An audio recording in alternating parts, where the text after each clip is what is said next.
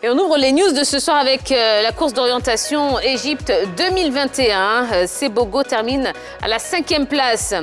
L'Égypte a abrité le premier tournoi africain de course d'orientation à laquelle a pris part la Côte d'Ivoire.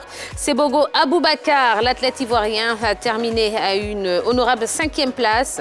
En marge de cette compétition, s'est ouvert hier un congrès qui a vu la participation de 13 nations, dont la Côte d'Ivoire, représentée par le président de la Fédération ivoirienne de course d'orientation, Eugène Kwasi Blé, qui a été fait secrétaire général de la Confédération africaine du sport d'orientation.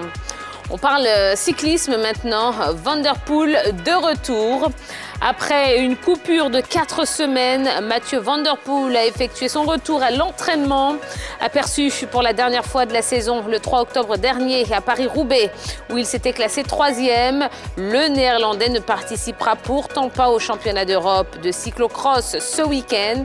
Par contre, il a confirmé sa présence aux mondiaux en janvier prochain.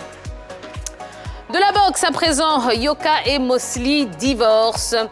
Tony Yoka et Estelle Mosley, tous deux mariés et champions olympiques en 2016 à Rio, viennent d'officialiser leur divorce. L'information est venue du boxeur français qui l'a annoncé à travers son compte Instagram. Séparés dans les faits depuis plusieurs mois, les anciens tourtereaux ont formalisé leur divorce. Et puis, en football, 2 Ivoiriennes signent à Fleury. Le football féminin ivoirien s'exporte bien.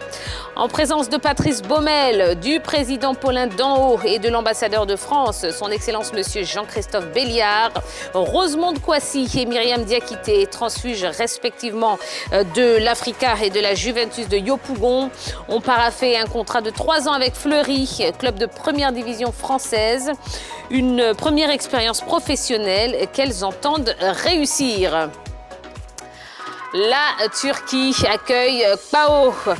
2 années passées dans le championnat de Biélorussie, plus précisément avec Minsk en 2018-2019, puis Grodno 2019-2020.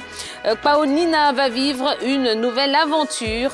Cette fois, c'est en Turquie que l'ancienne latérale gauche de la Juventus de Yopougon va faire valoir son talent. À en croire nos sources, PAO s'est engagé pour 2 saisons. Et puis on termine avec Tottenham. Conte s'engage jusqu'en 2023. C'est officiel, Antonio Conte dirigera l'encadrement technique de Tottenham jusqu'en 2023. C'est l'annonce faite par les Spurs. Le technicien italien remplace à ce poste Espirito Santo, viré pour insuffisance de rendement.